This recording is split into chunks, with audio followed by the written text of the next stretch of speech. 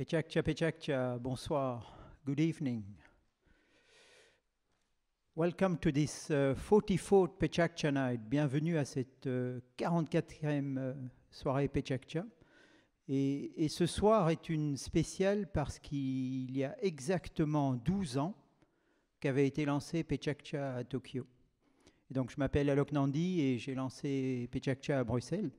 Pechakcha, ça s'écrit Pechakucha et ça se prononce Pechakcha, Pechakcha, Pechakcha. Ça veut dire blabla. Bienvenue à cette soirée blabla. Et aujourd'hui, à travers le monde entier, il y a 100 de villes qui font des soirées Pechakcha. Donc à chaque moment, 24 heures de Pechakcha est en train de tourner sur la Terre. C'est ce qu'on appelle le Pechakcha Global Night. So welcome to this Pechakcha Global Night. Quelques mots en anglais et puis on passera en français. Je sais qu'il y a quelques anglophones dans la salle. So this evening will be in French, but a short intro. Everybody knows by now what is Pechakcha. 20 seconds times 20 images, 400 seconds to tell a story. 400 secondes pour raconter une histoire et vous voyez la petite montre là-haut. Un tour de montre correspond à 20 secondes. Ici, c'était un peu plus rapide que 20 secondes. C'est juste pour que les intervenants sachent c'est quoi une seconde. Alors, un tour de monde, 20 secondes, 20 images et tout disparaît à la fin. After 400 seconds, everything disappears. So, welcome to this Pechakcha and tonight we have 8 speakers. Ce soir, nous allons avoir 8 intervenants. Ce Pechakcha se tient dans le cadre du festival Anima qui nous reçoit chaque année et qu'on remercie. Et c'est organisé par la SACD et la SCAM, dont Anne et Céline sont là en tant qu'organisatrices et elles veillent à ce que tout se déroule en toute sérénité. 400 secondes, 8 histoires et Pechakcha Pechakcha will be tonight, ce sera ce soir Pichakucha. Pitch a story.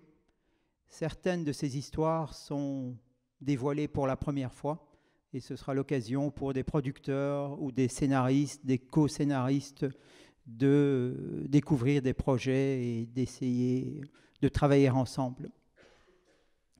Je vais demander à Chloé Skeuten de me rejoindre. C'est la première Pechakcha speaker de ce soir. Elle aura 400 secondes. Elle se demandait comment va-t-on tenir compte du temps. Tu as eu la réponse, hein? La montre fatidique, tout le monde la voit. Et puis, au bout de 400 secondes, tout disparaît. Chloé est illustratrice, elle est auteure, elle a de multiples activités. Et elle va nous dévoiler son univers en 400 secondes. Et je lui passe la parole. Prête? Chloé, est-ce que Merci.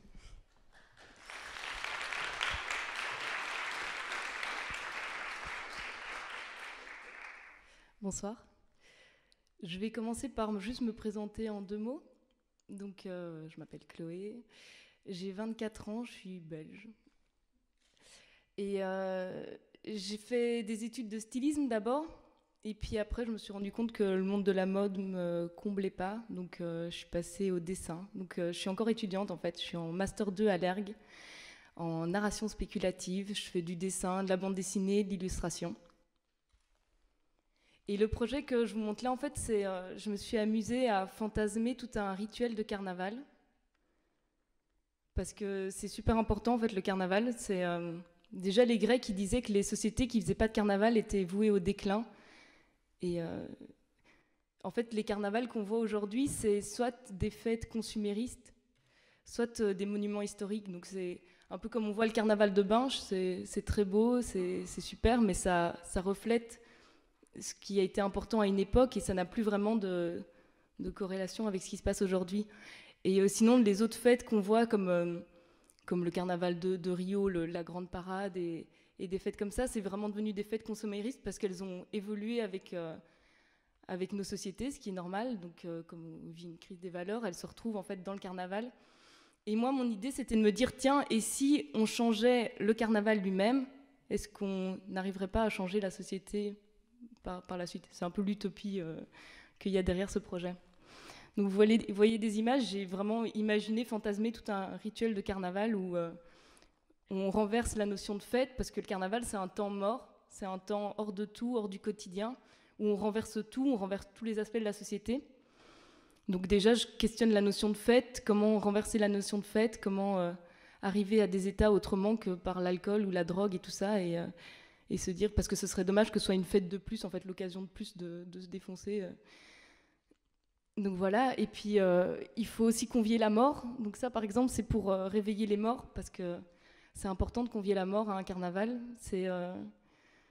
Historiquement, c'est toujours lié les fêtes masquées et le réveil des morts. Et aujourd'hui, on est vachement coincé avec la notion de deuil et tout ça. Donc j'ouvre juste en fait des idées, des hypothèses où je me dis tiens, il faudrait traiter ça.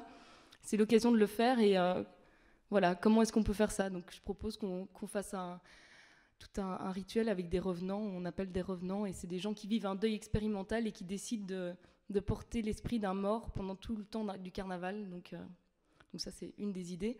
Mais aussi, il y a tout un moment dans les bois où on redevient sauvage, où l'idée, c'est d'entrer en transe et d'arriver à des états de transe et des états seconds. Et par quel biais on arrive à ça? Donc il y a tout un truc où on réveille le sauvage.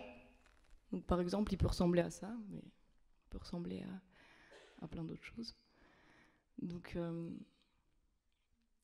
voilà. Il y a plein d'étapes en fait. Donc il y a à minuit le réveil des morts. Ensuite, on se retrouve tous au grand cycle de la bouffe, au grand cycle, le grand rendez-vous où tout le monde se retrouve. Ce qu'il faut savoir, c'est que dans les carnavals, il y a des corporations aussi. Donc il peut y avoir des corporations de n'importe quoi. C'est quelque chose qu'on retrouve dans tous les carnavals, carnaval de Rio, la Zineke Parade, tout ça. C'est des gens qui décident de parader ensemble selon une envie commune.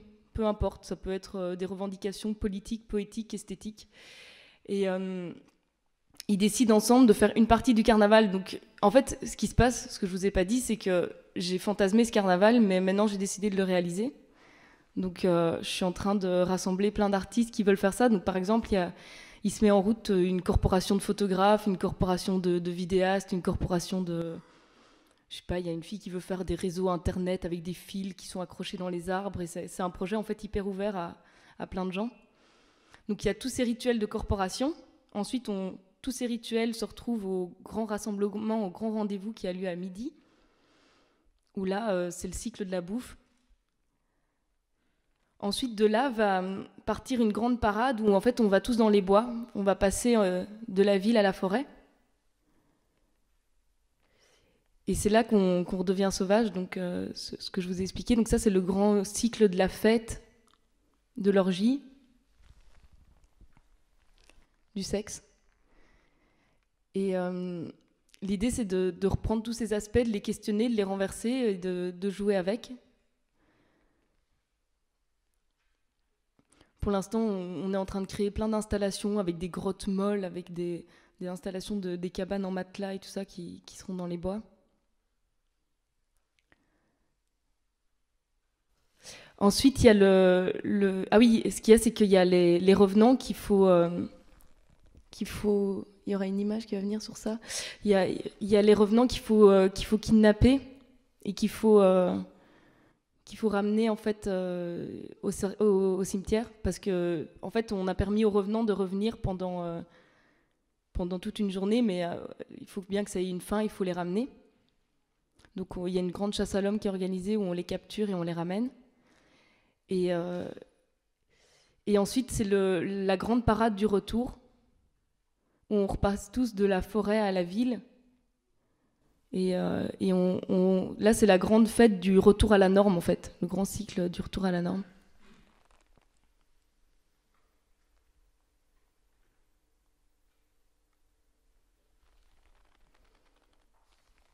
N'empêche, je peux faire de la pub, mais si ça vous intéresse, du coup, de participer au carnaval, c'est un projet ouvert à tout le monde. Donc, je pourrais laisser des petits flyers à l'entrée. Parce que l'idée, c'est qu'on organise ça ensemble et voilà. Ma partie de création, elle a plus été dans le fantasme du rituel, dans la recherche de... Enfin voilà, le fantasmer, dessiner tout ça, Après, je pense que un carnaval, c'est important, c'est de le vivre et pas que de le dessiner. Donc c'est pour ça que je passe à la réalité. Voilà. Merci Chloé. Et voilà 400 secondes qui viennent de passer. Donc, Chloé Scheuten et son carnaval. Et vous voyez qu'en 400 secondes, on dévoile un univers et on va passer à l'intervenante suivante. Juste pour que tout le monde le sache, il y a un programme qui a été mis en place. Et là, vous aurez la bio de chaque intervenant et des références, sites web ou autres. Donc, n'hésitez pas à consulter ce document et à contacter les auteurs et les intervenants après. Mélanie Tourneur, hyper rapide, je n'ai même pas eu le temps de l'appeler qu'elle était là. Mélanie est réalisatrice, elle est basée ces jours-ci à Bruxelles, en résidence à l'Enclume, et elle travaille sur son projet Robin, prononcé à l'anglaise. Et Mélanie va nous raconter en 20 images des pans de ce projet, notamment. Mélanie, à toi.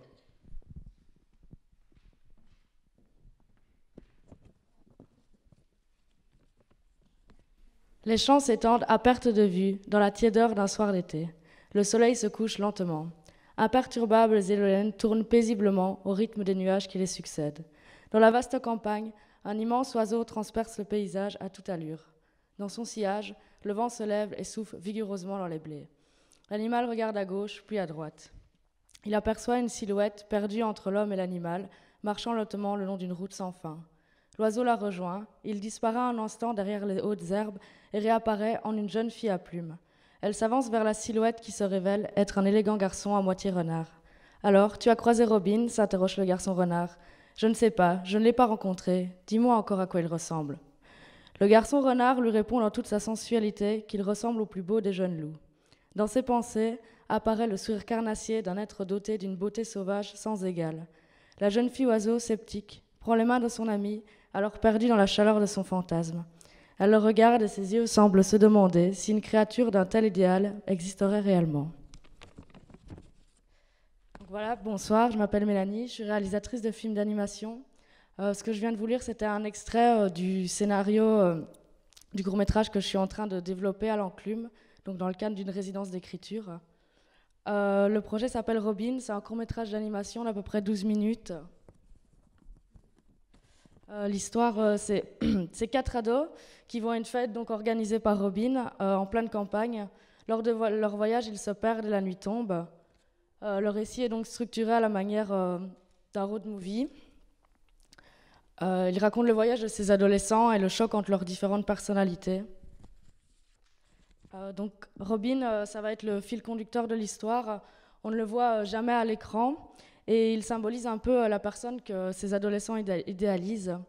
Il est très présent au début de l'histoire, il est presque comme une obsession pour ces personnages, et plus l'histoire va avancer, plus ils vont se retrouver face à leurs propres conflits internes, et alors Robin deviendra anecdotique. Alors, donc les personnages que vous pouvez voir ici, ils sont mi-humains, mi-animaux. De cette manière, ça me permet en fait de personnalifier le concept d'animalité que nous avons en nous et qui est très présent lors de l'adolescence. Tout au long du film, alors, ils vont se transformer ou non en animal selon l'état émotionnel dans lequel ils se trouvent. Chaque personnage a son animal associé à sa personnalité.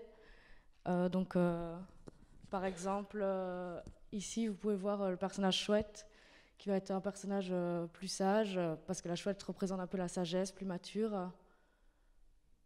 Ici, le personnage ours, l'ours représente la force, la virilité, c'est un prédateur. Donc tous ces éléments vont créer la personnalité des différents personnages.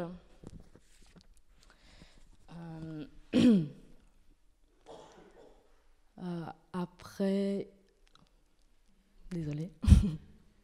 Ici, vous avez le personnage lapin qui va être un personnage plus lubrique, plus sensuel.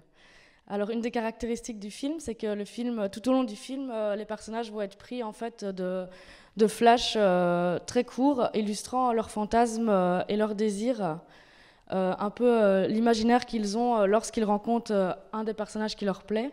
Donc, par exemple, ici, vous avez un extrait du storyboard où il y a Oiseau et Renard, ils arrivent à un arrêt de bus et ils trouvent Ours. Et donc, Renard, à la vue de Ours, va être pris d'un flash, vous allez voir, ici, voilà. Alors, ces flashs vont être tournés en prise de vue réelle. De cette manière, ça me permet d'avoir un rapport plus franc, plus explicite avec le spectateur, parce que c'est plus facile d'exprimer de la sensualité en live qu'en animation. Il y a toujours une distance en animation. Ça va aussi permettre évidemment de comprendre les affinités qu'ont les personnages les uns avec les autres. Alors ici, vous avez des exemples de rendus que j'ai fait avec une cinéaste, une photographe vidéaste qui s'appelle Laetitia Bica. Le rendu, il n'est pas du tout celui que j'espère, mais au niveau des cadrages, c'est à peu près ça. Alors sinon, il y a 2 ans, j'ai réalisé un court-métrage qui s'appelle Animal, qui était un peu la genèse du projet Robin. Vous pouvez voir une image du rendu final ici. Alors c'était un teaser qui durait 1 minute. Je l'ai réalisé à peu près en 4 mois. L'histoire, c'était un garçon renard et une fille chouette qui apprennent à se découvrir au travers de leur animalité. Tout au long du film, ils jouent, ils se séduisent. Et finalement, incapables de gérer cette bestialité, celle-ci va finir par les séparer. Donc, j'ai décidé d'avorter ce projet parce que, en fait, je voulais m'adresser à un public plus averti, avoir une histoire plus adulte et plus compliquée aussi, avec des thèmes plus compliqués. J'ai gardé les personnages principaux, j'ai approfondi le concept d'animalité. Et le fait de rajouter des personnages m'a permis aussi d'aborder des thèmes où l'ambiguïté prenait plus de place dans l'histoire. Et voilà, j'avais envie de parler d'ambiguïté, l'ambiguïté entre l'homme et l'animal, l'ambiguïté entre les sexes, enfin tout ça. Ici, vous pouvez voir les premières recherches des personnages. Donc évidemment, je les ai grandis, ils sont plus âgés dans le film Robin qu'ici, c'était plus des enfants. Sinon, j'ai aussi réalisé un clip en collaboration avec Eve de Rook sur une musique de Temetan. Ici, vous pouvez voir les premiers concepts du film. Donc moi, je me suis plus occupée de la partie ambiance, décor, et Eve plus des personnages. Sinon, voilà, ici, donc un des travelling du film. Sinon, pour le projet Robin, je suis évidemment à la recherche de producteurs, distributeurs, ou même juste d'en parler. Donc voilà, j'espère que ça vous a plu et bonsoir.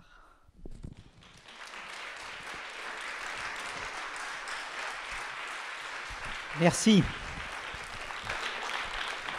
Merci Mélanie. Donc, comme elle vient de le dire, elle cherche des partenaires. Et cela fait quelques années qu'on fait ces soirées Pichakucha ici à Anima. Et en 2-3 ans, on a vu des projets qui existaient au fil de ces rencontres. Donc, producteurs, distributeurs, exprimez-vous et contactez les auteurs qui pitchent leurs projets. Ceci nous mène, ce soir, on est dans une soirée Anima, festival de films d'animation. Et vous pouvez déjà noter le 1er mars à 17h, avec Anne et Céline, on organise une autre Pechakcha, mais à la foire du livre. Et donc là, vous aurez des auteurs qui auront l'occasion de présenter leurs activités, écrivains, illustrateurs et autres.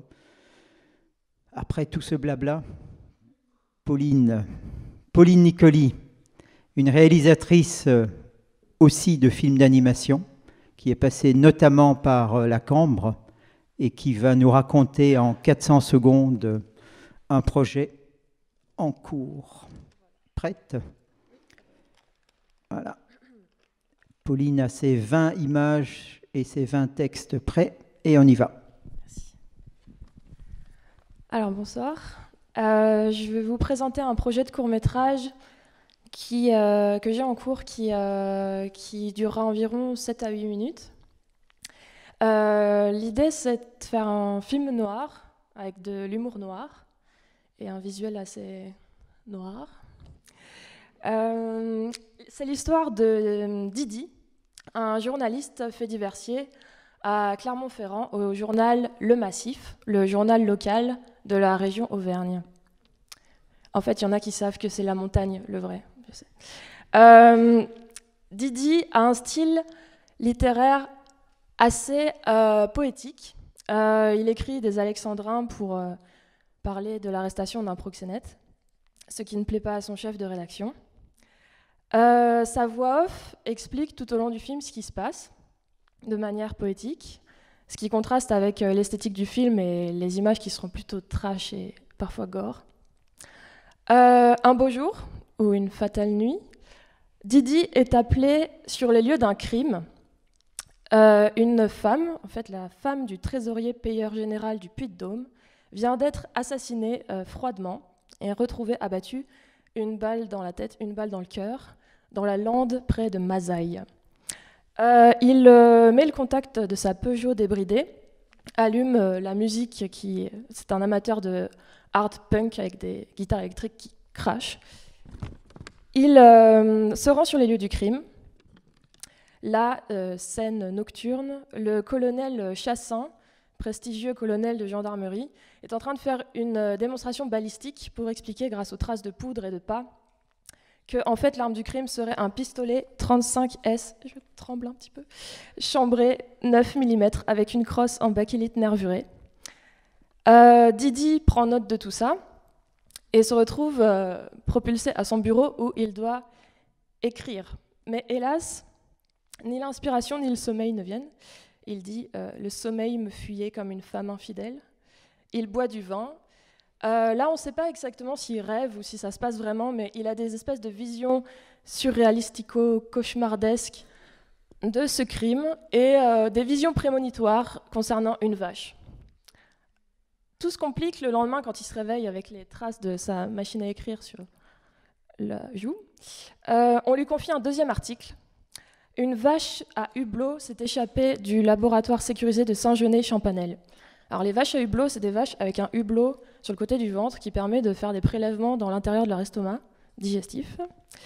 Il s'y rend et il prend note du témoignage du laborantin qui lui explique tout ça. Nuit blanche, page blanche, il n'arrive vraiment pas à écrire. Il commence à s'énerver sur sa machine à écrire en écoutant du punk trash. Un incendie aux entrepôts frigorifiques de Chamaille sera le sujet de son troisième article. On l'envoie sur place recueillir des témoignages. La scène est complètement surréaliste. Les entrepôts sont en flammes, des colonnes de feu, des glaçons qui explosent dans les airs. Didi n'en croit pas la prunelle de ses yeux. Soudain, en haut de l'entrepôt en flammes, on aperçoit la vache à hublot qui est en difficulté. On fait venir un treuil pour la faire descendre. En animation, on peut faire venir des treuils et faire descendre des vaches d'immeubles enflammés, c'est bien. La vache est sauve. On arrive, Didi s'approche pour prendre note des photos, etc. Il aperçoit dans le ventre de la vache, parmi le hublot, un pistolet 35S chambré 9 mm avec une crosse en bakélite nervurée. Le colonel Chassin s'approche, ouvre le hublot, récupère l'arme et la glisse à son étui vide en disant « pièce à conviction ». Étrange, se dit Didi. Le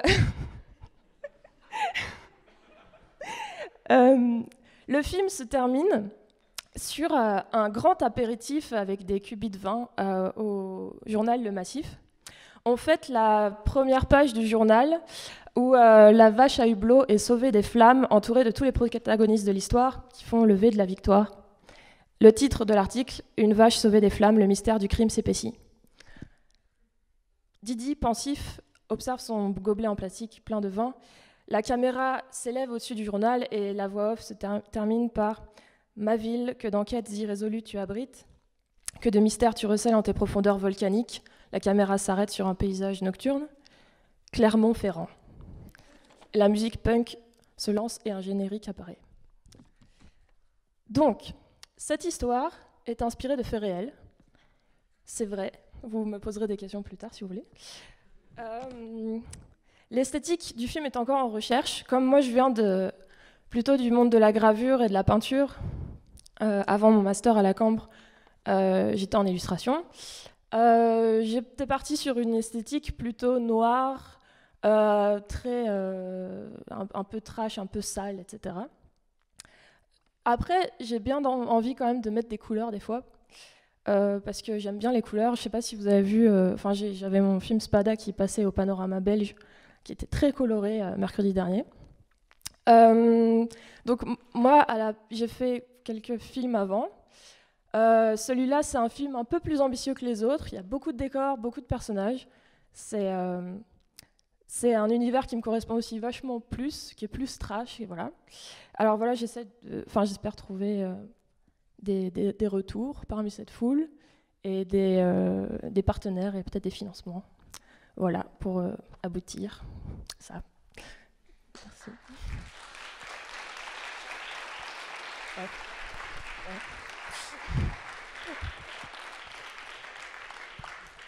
Je suis un tout petit peu en avance.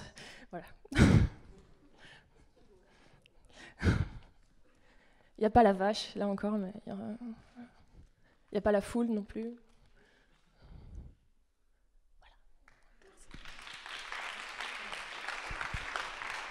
Merci. Et elle nous a parlé d'un drink. Il y aura un drink là-haut. There will be a drink after this Pechacha. Et donc, dans son côté prémonition, vous aurez l'occasion de rencontrer Didi et les autres là-haut. Merci, et nous passons au Pechacha suivant avec Nicolas Vado. Nicolas est surtout connu comme illustrateur de presse, mais il a commis déjà 7 albums de BD, au moins. Et il va nous raconter une histoire nouvelle, une nouvelle histoire, en 400 secondes. Et on va le fixer. C'est bon ou pas? Oui. On y va. Sweet Dreams est une histoire pour enfants, ce qui me change des barbus et des fatwas de djihadistes qui sont le lot quotidien de notre métier de dessinateur de presse depuis le 7 janvier. C'est l'histoire d'une marmotte qui vit dans les Alpes, mais une marmotte atypique puisqu'elle est insomniaque, ce qui est fâcheux pour une espèce censée hiberner la moitié de l'année. Elle s'appelle Camomille et elle est non seulement insomniaque, mais elle a en plus plein de rêves dans la tête, et des rêves éveillés, car elle a une passion, le ping-pong. Son rêve à elle, c'est de gagner le tournoi international de Bangendore, un petit village situé à l'autre bout de la Terre, en Australie, entre Sydney et Canberra. L'histoire commence dans le dortoir des marmottes alpestres. Toutes ses congénères dorment à point fermé, sauf Camomille, qui n'a donc personne pour jouer avec elle. Camomille prend alors son courage à deux mains. Elle fait son baluchon, composé d'une raquette de ping-pong déglinguée et d'une carte du monde, parvient à s'extraire de son terrier et hop, direction la grande aventure. Mais évidemment, le danger guette au coin de la rue. À peine sortie de son trou, Camomille est à 2 doigts de se faire dévorer par des renards affamés. Heureusement, elle est sauvée in extremis par un rapace qui en ferait bien son dîner lui aussi, mais qui va néanmoins devenir son ami, Backpacker. Backpacker est l'exact opposé de Camomille. Un aigle royal sans attache, avec un passeport épais comme un bottin téléphonique. Elle, Camomille, est une petite chose sans défense qui n'a jamais voyagé. Lui, Backpacker, est un globe-trotteur un peu paumé qui traîne partout où il passe sa réputation de prédateur sans scrupules. Cette histoire aurait pu s'appeler Des racines et des ailes, car ce couple que tout oppose, en apparence, est pourtant parfaitement complémentaire. Backpacker va aider Camomille en la prenant sous son aile, attendrie par cette petite marmotte qui ressemble un peu à l'ours Paddington. Et Camomille, parce qu'elle a un but dans la vie, va soudain donner une raison d'être à l'aigle bourlingueur. En plus, Backpacker, comme tous les aigles royaux, s'est toujours cantonné à l'hémisphère nord. Mais avant d'arriver tout là-bas en Australie, la route sera longue et nos amis vont rencontrer plein de périls ainsi que des personnages hauts en couleur qui, chacun à leur manière, vont faire progresser nos 2 héros. Ils passeront d'abord rapidement par Bruxelles et sa Grand Place, où Backpacker fonce acheter des pralines. Puis ils mettent le cap sur New York. New York, où ils arrivent de bon matin, après avoir fait plus ample connaissance durant la traversée. Backpacker a des amis aux 4 coins du monde, et son point de chute dans la mégapole américaine est donc un vieux copain à lui, le bien nommé Li Ping-Pong. Li Ping-Pong est un panda chinois qui a émigré à New York, la ville qui ne dort jamais. Lee est un ancien champion de ping-pong, mais qui ne s'est jamais intégré ici et qui a commencé à dépérir parce qu'il mangeait trop de sucreries. Backpacker lui offre néanmoins des pralines bruxelloises qu'il avale en une bouchée, et Lee, avant de s'avachir dans son fauteuil, offre à Camomille, tel un passage de témoin, sa plus belle raquette, celle du temps où il était champion. Au moment de quitter New York, Lee Ping-Pong rappelle à Camomille la devise de sa ville, plus haut, le conseil qu'il lui prodigue pour aller au bout de son rêve et éviter de finir comme lui. Puis nos héros traversent les États-Unis et se fâchent un peu car Camomille reproche à Backpacker d'entretenir les vices de son ami Lee, auquel il avait offert des pralines. Néanmoins, arrivés sur la côte pacifique des États-Unis, nos amis font la rencontre des marmottes olympiques, qui sont, comme chacun sait, les mascottes de l'État de Washington. Les marmottes olympiques sont très calées en sport, et en Amérique, personne n'a le temps de faire la sieste et encore moins d'hiberner. Elles vont donc aider Camomille à parfaire sa condition physique et se préparer pour le tournoi de Bang d'Or. Piquant vers le sud, l'équipage arrive à Hawaï, chez un échassier d'Hawaï, l'emblème de l'archipel. Il s'appelle Tom Select, Magnum pour les intimes. C'est un vieil ami de Backpacker, lui aussi. Son majordome s'appelle Higgins, une grenouille qui va apprendre à Camomille à garder son sang-froid et à tenir sur un surf afin de maîtriser son équilibre et sa concentration, deux choses très importantes pour vaincre les adversaires. Nos héros font ensuite une dernière courte escale aux îles Marquises, accueillis par un rongeur mélancolique, Grand Jacques, qui est bien content de recevoir des pralines provenant de son pays d'origine. Jacques, comme Backpacker, soigne sa mélancolie par la musique. En effet, depuis le début de l'histoire, notre aigle royal s'isole chaque soir au clair de lune pour jouer de la guitare tout seul, interprétant les chansons de son groupe fétiche, les Eagles. Les voilà presque arrivés à destination, si ce n'est qu'à chacune des étapes depuis New York, chaque personnage rencontré a fait monter le suspense en évoquant le talon d'Achille de Backpacker, le seul être qui le fait trembler. À chaque fois qu'on prononce son nom, Backpacker, le grand prédateur, perd ses moyens. Voici Rataplume, le méchant de cette histoire, le plus grand braconnier de la planète, seul être humain de ce récit, qui sillonne les continents dans le but d'accrocher son plus beau trophée au monde et à son tableau de chasse, un aigle royal.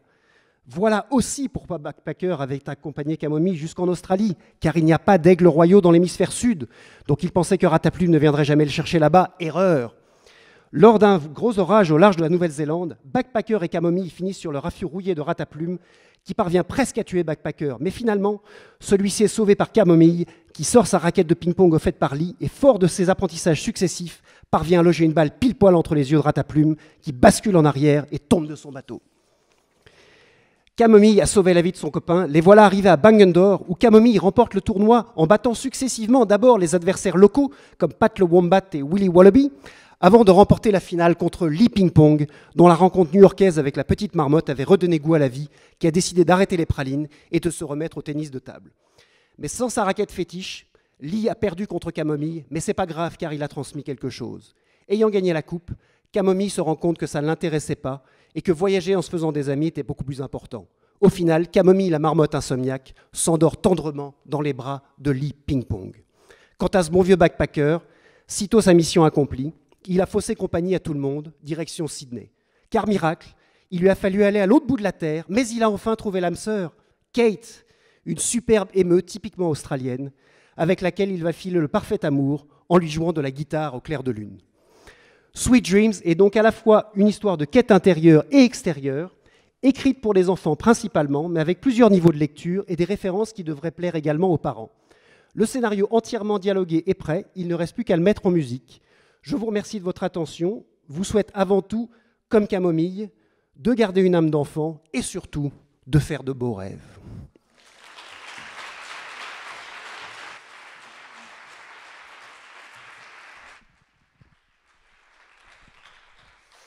Merci Nicolas. Nicolas Vado qui m'a dit aussi qu'il était par ailleurs australien. Ceci explique cela. En voyant les images, je me dis mais qu'est-ce qu'on fait en Australie? Voilà, merci Nicolas et nous passons à l'intervenante suivante qui est aussi réalisatrice, Lia Bertels. Entre illustration et film d'animation, entre réalisation de films vidéo, Lia va nous raconter en 400 secondes ses projets en cours. Tu as besoin de... Non? Ready? OK. Lia Bertels. Bonsoir. Voilà, moi je suis Lia Bertels, je suis réalisatrice de films d'animation. Je vais commencer par présenter un peu ce que j'ai déjà fait. J'ai réalisé 3 courts-métrages d'animation, Micro-dortoir, Ceci ne vous regarde pas et Au souffle souffleur. Donc ça, c'est déjà 3 courts-métrages que j'ai faits. Je travaille aussi en ce moment sur un documentaire animé de 25 minutes. Et il est en développement aussi, et ça parle du passage de l'enfance à l'âge adulte. Et voilà, ça c'est un autre projet en cours. Voilà, sinon je développe aussi une série qui s'appelle Les Trumpfs. C'est des petits personnages où le principe c'est qu'il ne se passe jamais rien. Et en fait... Et du coup, ce que je veux raconter là-dedans, c'est qu'est-ce qui se passe quand il ne se passe rien.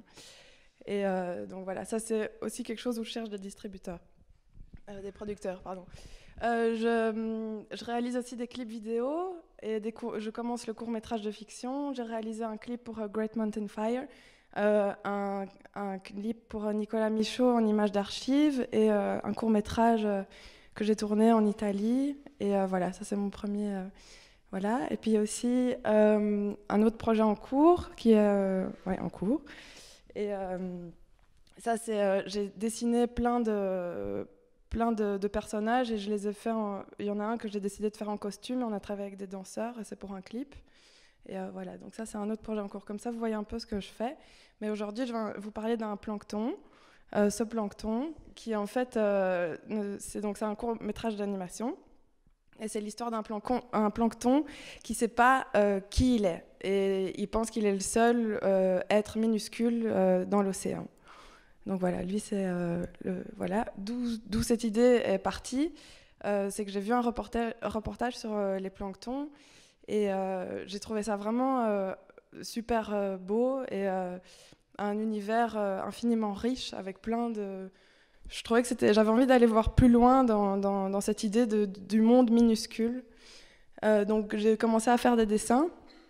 Et voilà, donc moi ce que j'aime beaucoup, c'est donner beaucoup de caractère à mes personnages. Je travaille vraiment sur les manières, les détails. Donc voilà, ça c'est des recherches un peu de personnages, comment j'imagine représenter les planctons. Voilà.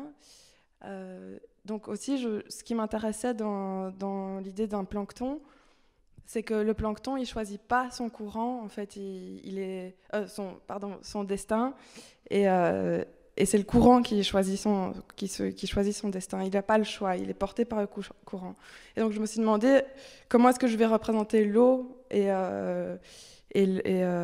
l'eau, voilà, et ça va vite. Et donc du coup, voilà, il y a un personnage que j'ai décidé de faire en encre réelle parce que je voulais qu'il soit vraiment lié à l'eau. Et donc j'ai décidé de mêler un décor en eau réelle et de la 2D en animation. Le plancton, il va rencontrer des personnages sur sa route, une méduse par exemple, où voilà, ils vont avoir des discussions un peu philosophiques. Il va un peu rencontrer, voilà, c'est un peu décalé, ça va être des dialogues très simples. Et voilà, aussi, je veux travailler aussi sur comment représenter la petitesse d'un plancton dans ce monde gigantesque qu'est l'océan. Et donc j'ai vraiment, par exemple là c'est un poisson et le plancton, et le poisson il est standard, c'est pas un grand poisson, et il est déjà tout petit par rapport à lui, et donc quel rapport le plancton va avoir avec les autres personnages. Aussi, ce qui m'intéresse, c'est aussi ce que j'ai envie de raconter dans ce film, c'est que même quand on est tout petit, comme un plancton, on peut vivre des grandes choses, comme une grande histoire d'amour, une grande aventure. Donc là, c'est un peu l'idée d'une odyssée à l'échelle d'un plancton. Aussi, ce que je veux, c'est nous plonger dans la peau de ce plancton, et parfois être vraiment dans un univers vraiment macro, qu'on soit vraiment très proche, essayer de rendre ce côté microscopique. Donc voilà, ils rencontrent aussi un poisson, où ils vont aussi un peu discuter. C'est un autre des personnages qu'il va rencontrer au fil du courant. Et voilà, ça va devenir un ami. Il écoute la terre dans une canette. Et voilà, donc il parle un peu. Et il rencontre aussi un requin et un rémora. Les rémoras, c'est les... Je ne sais pas si vous voyez les poissons qui s'accrochent aux requins et tout ça. Et ils sont en train de faire la migration. Et là, ils ont vraiment une discussion sur le courant. Et voilà. Et là, le plancton se rend compte qu'en fait, il faut qu'il lâche prise et qu'il n'a pas le choix de se laisser porter par ce courant. Aussi, ce que je veux parler, c'est cette errance aussi du plancton, un personnage qui va vivre aussi des moments un peu plus difficiles où parfois il est entouré par des êtres très grands et il ne peut même pas parler avec eux. Et aussi, il est un peu naïf. J'avais envie de faire un peu un Candide version plancton.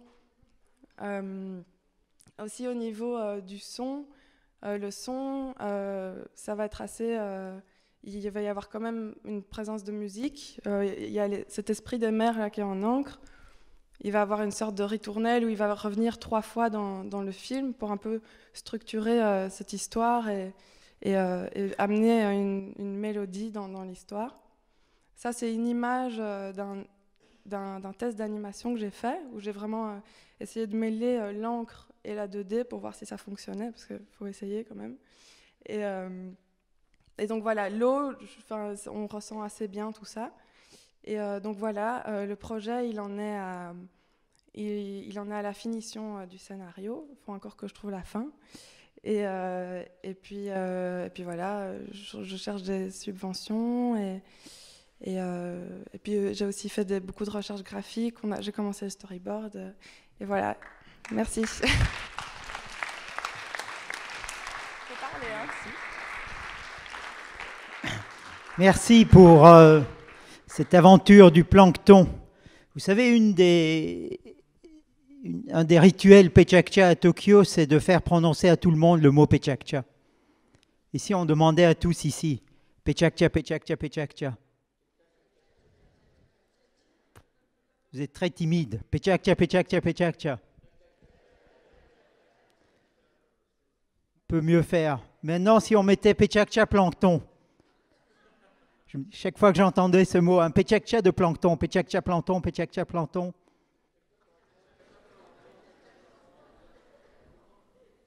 Vous avez encore du travail à faire parce qu'elle a besoin d'une bande-son pour son univers et donc elle compte sur vous. Pechakcha plancton, qui se sent plancton en ce moment-ci? Porté par le courant dans ce monde de brutes. Il y a plein de choses dans cette histoire. Merci pour cette belle histoire en 400 secondes et j'appelle l'intervenant suivant, Benoît Feroumont. Benoît, il est là. Benoît qui va nous faire son Pechakcha. Tu ressembles à un plancton, là. Benoît Feroumont est vexé, il va repartir sans faire ses 400 secondes. Non, tu peux dire que je suis un plancton, un joli plancton comme ça. Moi, je veux bien. Voilà. Benoît est tombé amoureux du plancton. Tu as trouvé un partenaire. Vite, on va pas se marier, donc ça va, 400 secondes, tu es prêt? Oui. Benoît est réalisateur, animateur, auteur de bande dessinée, Les Triplettes de Belleville, Astérix et Obélix, et puis tout plein. Voilà. On y va? On y va. 400 secondes, mais pas ta vie. D'accord, bien sûr. Non, je viens vous présenter un projet de court-métrage. Je vais vous expliquer le processus de création et comment c'est arrivé. Il y a 3 ans ici, je faisais un peu Shakusha, j'étais dans la salle et je présentais Majorette, qui est un projet de long-métrage, qui n'est pas encore arrivé en production, parce que ça traîne, parce que c'est difficile. Et donc, entre 3 ans et maintenant, je n'ai pas fait que attendre que ce film ne se fasse pas. Donc j'ai fait d'autres choses. Entre autres, j'ai fait 3 bandes dessinées qui s'appellent Le Royaume, les 3 tomes. En fait, au total, il y en a 6. Mais là, ici, je vous montre les couvertures des 3 albums que j'ai pu faire pendant ce temps-là. Donc ça, c'est l'aspect bande dessinée. C'est une bande dessinée qui est publiée aux éditions Dupuis. C'est un pour tout public. J'ai fait aussi une bande dessinée érotique qui s'appelle Gisèle et Béatrice, qui possède 2 couvertures. Alors je vous montre ici des couvertures qui ne sont pas sur l'album parce qu'elles ont été simplifiées, les couleurs sont différentes, mais j'adore ces images, je me suis dit c'est l'occasion de les montrer ici devant un public alors que personne ne les a jamais vues. Donc ça c'est mes activités en tant que bande dessinée. Pendant ces 3 ans aussi, j'ai développé avec Dreamwall et Dupuis une adaptation du Royaume en série télévisée. C'était un peu frustrant parce que on n'a pas trouvé de télévision pour le produire, bien qu'on était bien parti pour travailler avec une télé, mais finalement, elle nous a, au dernier moment, elle s'est accrochée à une plus grande marque, a-t-elle dit, ce qui est un peu... Et alors, j'ai travaillé sur Astérix et Obélix et le domaine des dieux, en tant que directeur d'animation au studio Dreamwell, encore une fois. Et ça, ce sont des dessins que j'ai faits pour l'équipe, parce qu'on confondait toujours tous les noms de ordre alphabétique, Ours en plus, Prospectus, et c'était un pense-bête qu'on avait accroché au mur. Alors, l'année passée, c'est le début du court-métrage, j'assiste à un masterclass de Bill Plympton qui explique sa méthode de travail. Si vous ne connaissez pas Bill Plympton, il faut savoir que c'est un animateur new-yorkais qui travaille seul, complètement artisanalement. Et quand je le vois raconter son histoire, j'ai très envie de refaire un court-métrage, parce que moi, c'est un peu ce que j'ai commencé. J'ai commencé comme ça, à la cambre, seul, artisanalement. Et assis dans un fauteuil là-bas, oui, derrière vous, madame, je pense à ces deux personnages, un petit singe et un tigre. Je pars de cette idée, ça me fait... je sens qu'il y a un truc qui, intuitivement, me dit, il y a un truc à faire avec ça. Je rentre à la maison et je commence à faire des recherches graphiques et des recherches sur Internet et je tombe sur cette image qui est d'une kitscherie absolue.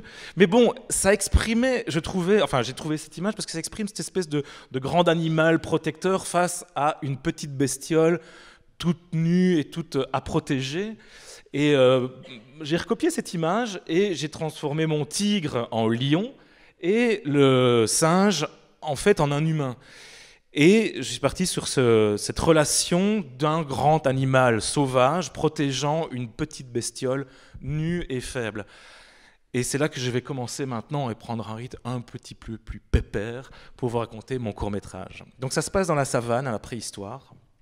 Tout est beau, il y a l'eau coule, hein, tout est en ordre, c'est paisible. On entend la voix off d'un gros lion bougon qui râle vraiment fort. Parce qu'il en a ras-le-bol, parce que ça ne se voit pas sur l'image, mais il boite. Il boite comme ça parce qu'il a ce qu'il appelle sa patte morte. Et il a, ce qu'il y a derrière lui, la nourriture qui bouge, la nourriture qui court, il n'arrive plus à l'attraper. Il est assez poétique, ce tigre. Ah oui, je confonds toujours tigre et lion, parce que je l'ai longtemps appelé tigre, c'est resté dans ma tête. Il est assez poétique parce qu'il appelle, par exemple, un crocodile un tronc d'arbre avec des dents. Et ça lui permet de voler la nourriture du tronc d'arbre avec des dents, ce qu'il croit être un petit singe. Il lui vole avec l'intention de le manger, c'est une proie facile qui ne sait pas bien bouger, et il s'en va avec la petite bestiole, le petit singe. Mais bon, le truc est dégueulasse. Même faim comme il a faim, il n'a pas envie de le bouffer, ça goûte vraiment pas bon, quoi. Donc il le laisse là, en disant surtout, ne me suis pas, petit singe, j'ai pas envie de toi. Évidemment, le petit singe va le suivre et s'installer à l'intérieur de sa fourrure, comme vous avez vu tout à l'heure dans l'image avec le chien et le bébé, image que j'ai reproduit. Et ce petit singe, donc on est toujours en voix off, le lion explique que le petit singe trouve le moyen de soigner sa patte morte. Et soudain, parce qu'il enlève cette aiguille qu'il a dans la patte, le lion retrouve sa puissance physique et la capacité de courir. Et tous les deux deviennent des amis inséparables. Non seulement inséparables, mais hyper balèzes l'un avec l'autre. Et le lion, on est toujours de son point de vue, passe son temps à s'étonner des capacités absolument formidables et de l'utilité de ce petit singe qui est devenu son ami, parce que le petit singe sait attraper des bâtons, il sait crier, il court assez vite sur ses deux jambes pour un petit singe, et il sait attraper des choses, et enfin, tous les deux sont des super partenaires pour attraper la viande qui court. Donc, le singe et le lion passent leur temps à bouffer, chasser ensemble. Mais c'est là qu'on se rend compte qu'à un moment donné, comme spectateur, on doit se rendre compte que le tigre, ok, il a l'impression d'utiliser le petit singe, mais l'homme, que l'on voit être un homme, semble être le maître du lion. Et ça a l'air d'être son animal de compagnie plutôt que le tigre être le maître de l'autre. Jusqu'au jour où le lion découvre que le petit singe tape des briques, enfin des cailloux l'un contre l'autre, il y a des étoiles qui en sortent, et les étoiles tombent sur l'herbe et font naître sur l'herbe une sorte de fleur étrange qui est très très affamée, qui veut manger tout et qui est incontrôlable, qui est très agressive, qui, quand on essaie de l'attraper, elle mange. Et le petit singe a en fait mis le feu à la savane. Et c'est là que je vais arrêter mon récit, parce que je vais vous laisser la surprise, sinon vous ne voudrez pas voir le film. Mais la question, ce qui va venir par la suite, c'est la question du tigre. Comment va-t-il faire? Que va-t-il faire de ce petit singe qu'il a sauvé et avec qui il s'entend très bien? Parce que ce petit singe veut recommencer à faire des étoiles et veut retrouver cette fleur qui dévore tout. Est-ce qu'il va... Que faire avec ce problème de singe? Voilà. Merci Benoît.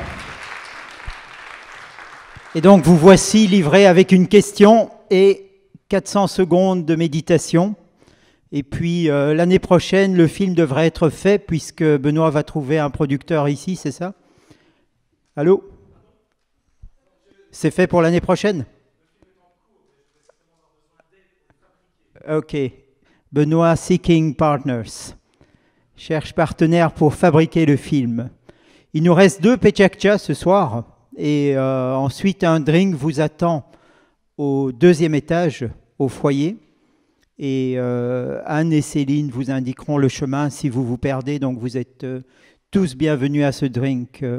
You are all welcome to a drink which will take place on the 2nd floor of this building. On passe à notre avant-dernier pechakcha de ce soir avec Valérie Berthaud qui prend le micro, mais elle va nous parler d'un projet mené par un duo. Valérie Berthaud est accompagnée de Renaud Dehaene. Valérie est photographe, cinéaste et Renaud est auteur de bande dessinée. Et Valérie va nous raconter en 400 secondes un projet en devenir.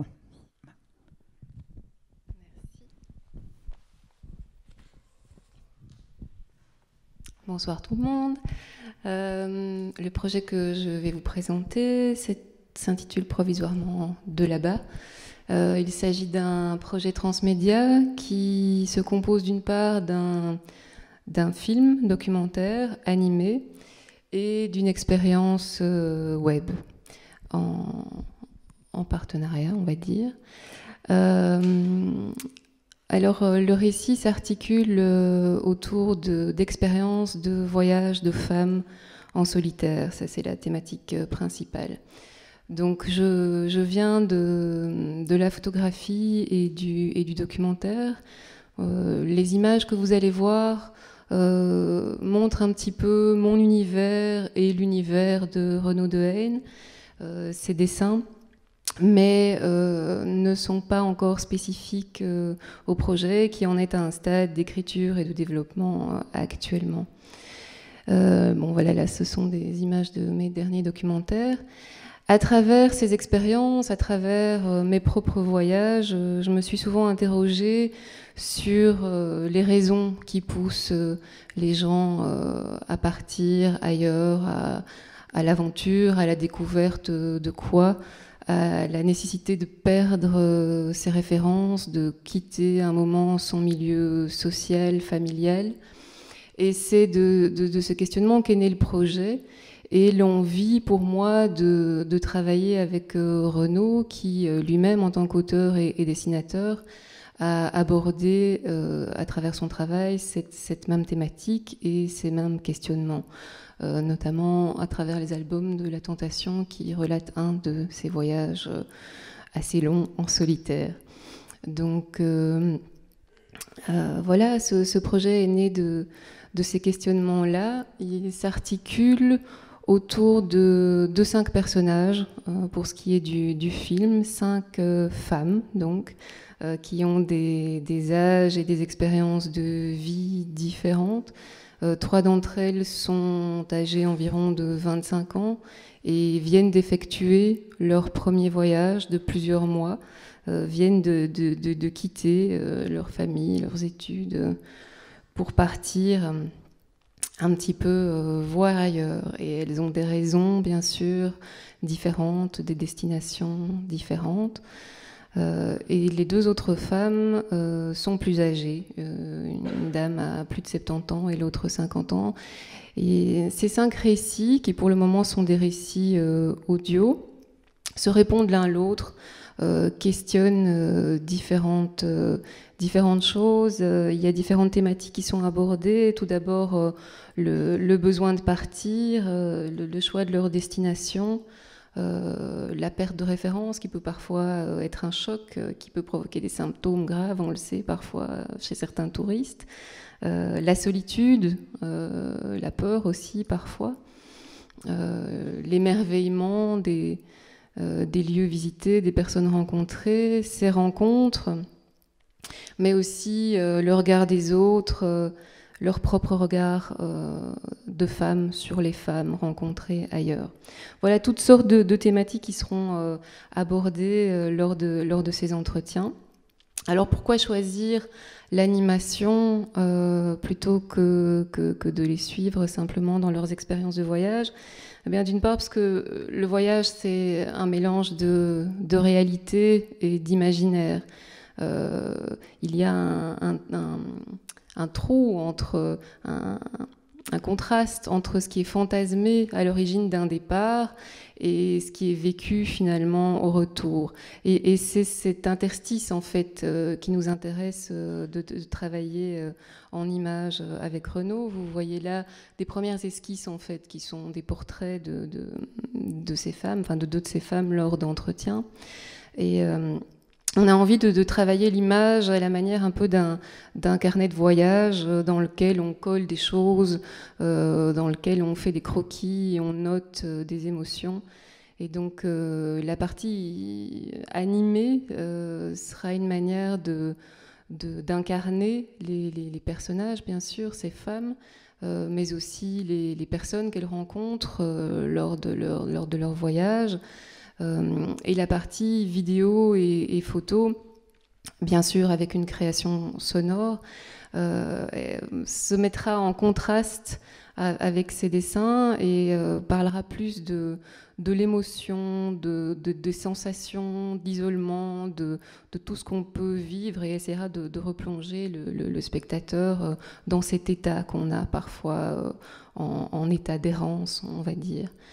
Alors, parallèlement à ça, il y a donc une expérience web qui sera proposée et qui proposera donc à l'utilisateur de faire lui-même un voyage et plus particulièrement de créer son propre carnet de voyage. Donc il y aura bien sûr la matière enregistrée pour le film de nos protagonistes, mais d'autres qui donc relateront des expériences à travers toutes ces thématiques et d'autres dont je vous ai déjà parlé. L'idée étant que donc la personne qui effectue ce voyage peut voyager entre ces différentes thématiques, ces différents textes, en choisir en fonction de sa personnalité, de ses émotions, choisir également les images et se retrouver finalement avec à la fin un album qui lui est propre, qu'il peut partager, qui sera stocké virtuellement dans une espèce de librairie. Et bien sûr, cette personne pourra contribuer, ainsi que tous les internautes, en publiant, en postant leurs propres témoignages anonymes qui permettront évidemment de nourrir encore le récit. Mais ça va très vite et je vais m'arrêter là, vous laisser quelques réflexions sur cette phrase. Voilà. Merci Valérie. Ça va très vite et il nous reste un Pechakcha ce soir. Et avant de passer la parole au dernier intervenant, je souhaiterais qu'on remercie les personnes qui sont derrière l'organisation. Il y a Anne et Céline, il y a Eric pour tout ce qui est image, il y a John pour tout ce qui est son et technique. Et un grand merci à tous.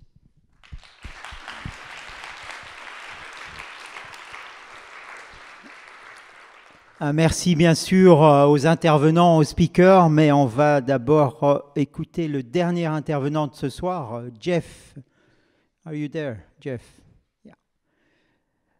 Auteur, réalisateur, Jeff va nous raconter en 400 secondes un voyage, un autre voyage, un dernier voyage ce soir. Et ready? OK. Merci, bonsoir à tout le monde. Voilà. Moi, je voudrais vous présenter donc mon projet qui est soit donc un dessin animé, soit une série de bandes dessinées, l'un ou l'autre, l'un et l'autre, l'ADN de l'Atlantide. Voilà, c'est une odyssée d'une petite équipe de survivants qui vont remonter donc toute la chronologie du continent européen, un petit peu comme les Mystérieuses Cités d'Or qui sont vraiment quelque chose de référence. Si je commence à chanter Enfant du soleil, tu parcours la terre, le ciel, je pense que tout le monde a ça en cœur. Donc l'approche de ma série donc, de dessins animés, un petit peu comme ça. Donc, on est donc dans un futur proche, toute la Terre est tout à fait intoxiquée. Quelques survivants sont dans une cloche de survie et ils comprennent que la seule façon pour eux de survivre, c'est une plante mythologique qui aurait existé dans la cité de l'Atlantide il y a plus que 30 siècles auparavant et qui a la capacité de dépolluer l'atmosphère. Mais ils se demandent est-ce que ou non c'est possible, est-ce que cette plante existe, est-ce que même la cité de l'Atlantide a existé dans l'histoire. Et la seule chose qu'ils peuvent faire, c'est d'y croire et essayer de remonter le temps comme cela. Et ils vont le faire grâce à des plantes légendaires que des personnages de légende à travers le continent européen, à travers l'histoire, ont pu avoir et qui, par alchimie sur leur propre corps, pour ainsi les envoyer au XIXe siècle, au XVIIIe, au XVIe, etc. En fin de compte, mon approche, c'était parce que je m'étais aperçu qu'en Europe, on est vraiment un bouillonnement de culture, d'histoire, de légendes, de mythologie, etc. Et que chacun, malheureusement, reste cantonné à la propre culture nationale, voire régionale. Et autant donc on connaît les héros, les grands noms de notre histoire, de notre culture, autant ceux des autres pays, tels que par exemple le dragon albanais, tel que les Korrigans de Bretagne, tel que le héros géorgien Amirani, etc., on ne connaît pas. Voilà. Et la seule chose que nous ayons en commun, finalement, c'est les blockbusters américains de Walt Disney, qui ne sont pourtant pas de notre continent. Voilà, donc ce serait mon approche de faire une série comme les Mystérieuses Cités d'Or, avec un début, une fin et donc une connaissance par notre équipe à chaque épisode, chaque opus, chaque album. Il y aura donc la découverte d'une histoire d'un pays particulier dans le passé et la rencontre avec sa figure légendaire, son héros. Donc bien sûr le monstre du Loch Ness, bien sûr j'ai dit les Korrigans, Merlin l'Enchanteur, Dracula, etc. Mais également dans les autres pays, des personnages qu'on ne connaît pas. Voilà. Et donc ce sera l'ADN de l'Atlantide, car c'est grâce à l'ADN de certaines plantes dans leur sang qu'ils vont pouvoir ainsi donc passer d'une époque à une autre antérieure, etc. Jusqu'à, espèrent-ils, remonter à... c'est le loup-garou qu'ils vont redécouvrir et se confronter et essayer de lui voler donc un végétal qui va leur permettre d'aller encore en deçà de l'histoire. Voilà, donc ça fait une double préoccupation pour la jeune génération, les juniors, découvrir toute la culture des autres pays européens, des 28 ou des 40 sur le continent, et puis en parallèle, prendre conscience également des enjeux écologiques, bien sûr, de cette pollution qui croît, du dépérissement, de la déperdition de la biodiversité qui nous empêche, qui sont préjudiciables pour les recherches médicales futures. Là, c'est Baba Yaga, qui est aussi connu que la fée Carabosse, que là, c'est en Russie, c'est vraiment extrêmement connu. Là, donc, c'est nos héros qui sont en Roumanie au temps de Dracula, en Transylvanie, et qui donc, voilà, on les voit dans leur combinaison de chronautes, donc ceux qui se déplacent à travers Chronos, à travers le temps, et voilà, donc ils ont tous les appareils bien sûr modernes, ce qui permet également pour la jeune génération, pour le jeune public, de combiner les nouvelles technologies avec les richesses historiques, culturelles, légendaires de leur continent.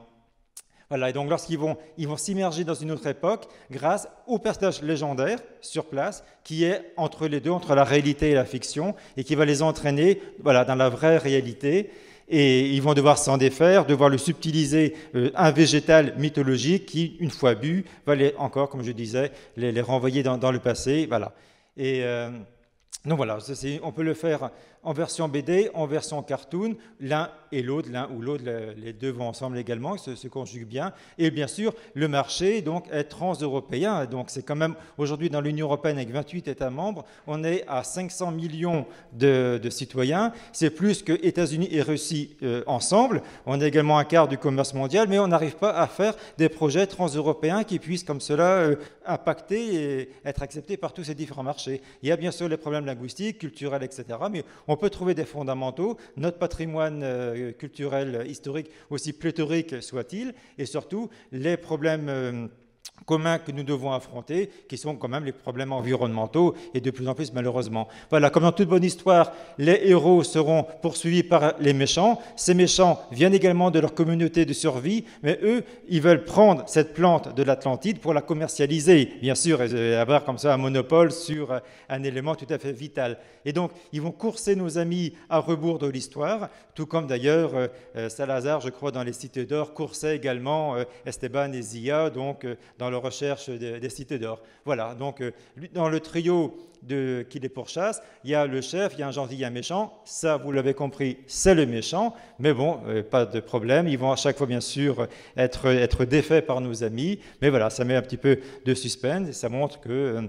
voilà, donc ça, ce serait Malik, l'un des jeunes héros qui va réussir à chaque fois à aider ses compagnons donc, à s'en sortir. Voilà, donc... le fait également de l'Atlantide, c'est une cité légendaire qui n'est située, on ne le sait pas précisément où, ce sera à Gibraltar ou bien à côté de Chypre, etc. C'est cette merveilleuse cité, 5 siècles avant Platon, il y a 30 siècles qui nous séparent, et qui vont trouver à la fin, ils vont trouver la plante donnée par les mains de la déesse Europe, qui s'avérera être l'ancêtre de la jeune héroïne, et que leur cloche de survie, finalement, se trouvera, en fait, au lieu même de l'Atlantide, simplement 30 siècles après. Voilà. Bon. Merci Jeff. Jeff the Pitcher. Ceci clôture le Pechakcha et maintenant le courant va vous mener au second étage pour un verre parce que toute Pechakcha se conclut souvent par du blabla et un blabla autour d'un verre est plus agréable qu'autre chose. Bonne soirée à tous et rendez-vous le 1er mars pour un Pechakcha à la Foire du Livre à 17h. Bonne soirée et à bientôt.